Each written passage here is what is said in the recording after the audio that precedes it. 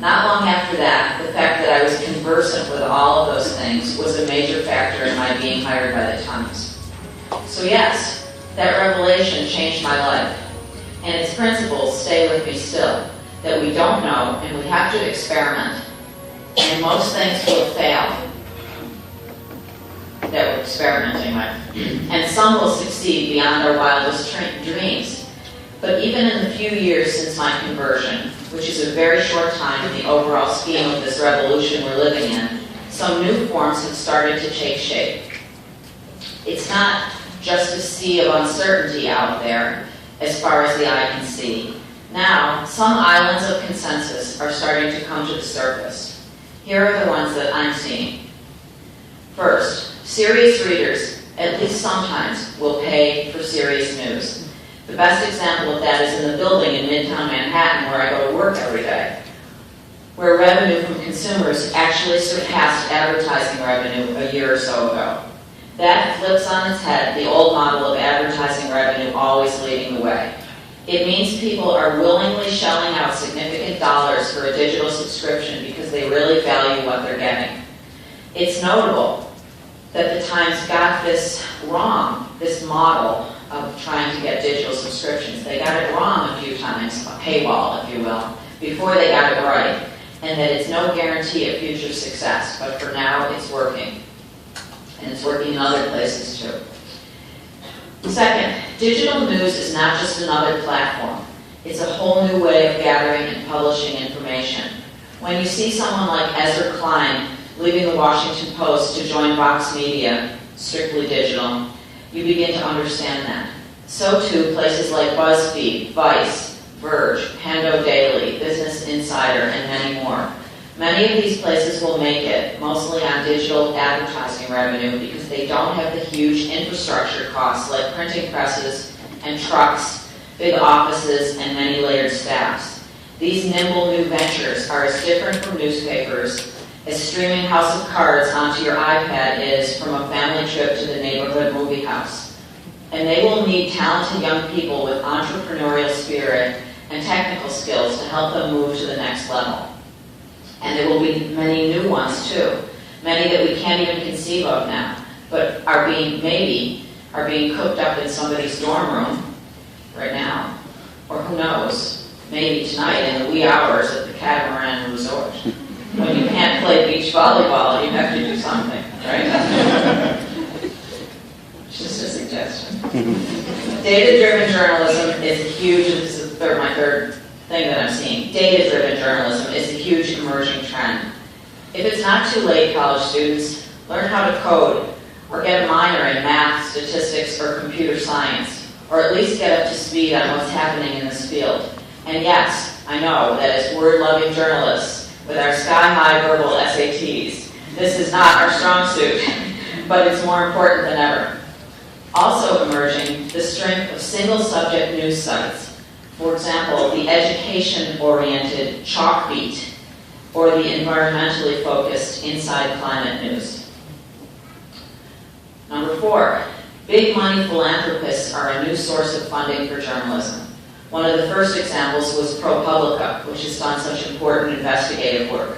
Now we have First Look, where Pierre Omidyar is financing a new journalistic home for journalists who challenge the status quo, like Glenn Greenwald and Jeremy Scahill. And even more recently, the Marshall Project, where the former Times editor, Bill Keller, will focus on criminal justice. And meanwhile, Jeff Bezos, the Amazon billionaire, has bought the Washington Post. I think it's a great use of some enormous personal wealth, and it's wonderful to see it gaining strength. Meanwhile, though hardly new, Twitter is so closely interwoven with news now that it's hard to believe it wasn't even around 8 years ago. Just about every hiring editor in the nation and in the world is on Twitter, so it goes without saying that you should be too. And not simply to announce where you're headed for brunch, or whether the Grammys ripped off Kendrick Lamar. And now, we go right from Bob Dylan to Kendrick Lamar, no problem. And now for part 2, some absolute certainties that you can take to the bank. A little earlier, I talked about some romantic newspapers that I've had to loosen up on, or at least update. Those are mostly superficial things, like the smell of ink and the roar of the presses. But there are some traditional journalistic values that I hold so dear that I'll never toss them out. They deserve to be held on to just as tight as we can. One is integrity. Simply put, as a journalist, you are not for sale. Not for a free lunch, or inside access to powerful people, or for a line on a future book contract. Your work serves the public. It's about truth-seeking and truth-telling. And your work is your work, not borrowed from or copied from others without credit. We all benefit from the information flowing all around us, but we can't pretend it's ours when it isn't. Here's a pretty good way to avoid getting accused of plagiarism. Always give credit where due. Use attribution in words, in hyperlinks, or however it's appropriate. And do it unfailingly. Don't cut corners. If you want to put your name on it, do the work. Another is remembering that the press is not supposed to be cozy with power. We are supposed to be a check on power. Sometimes that means being adversarial, to dig out what's true when people don't want us to state it clearly and let the chips fall where they may. Whether that means you lose access to the insiders, or, in the case of a Times reporter I very much admire, Jim Risen, risk going to jail to protect a confidential source despite pressure from the government. The past year, with its astonishing news leaks from Edward Snowden, have put a bright spotlight on the adversarial relationship between government and press, and the federal government's increasing desire to shoot the messenger, to prosecute whistleblowers and threaten journalists, is one way we know how much it matters and how it simply can't be lost. That goes for watchdog news on the local and state levels too. The decline of local newsrooms is a big and ongoing worry in this new media world.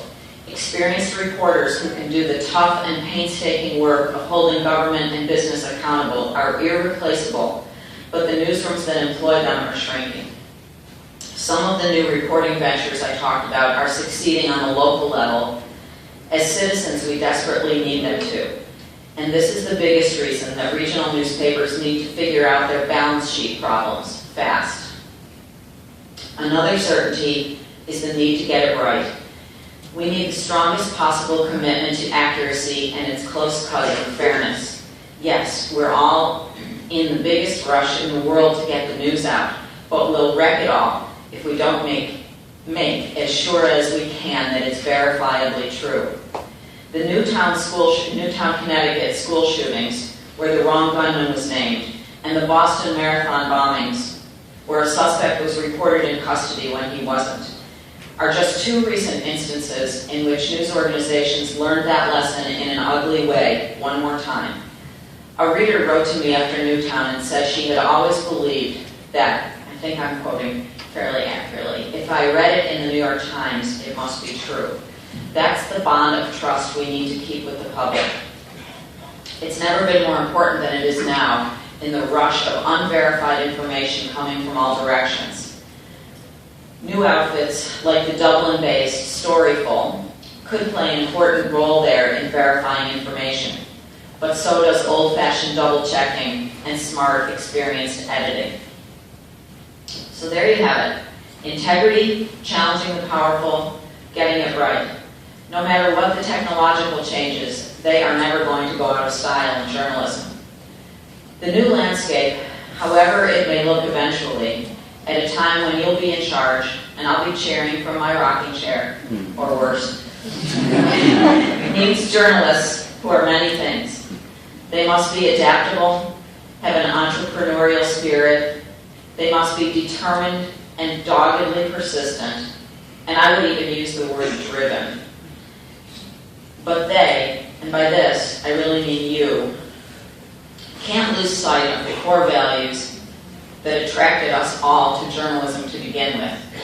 A deep sense of compassion for society's underdogs, and a desire, sometimes fueled by righteous indignation, to make the world a better place. by shining a light on what's wrong. So, amid the chaos of our times, those are my thoughts. It's been a privilege to be with you here today at this remarkable time in journalism history. Thanks for listening, and I'd love to take your questions or comments.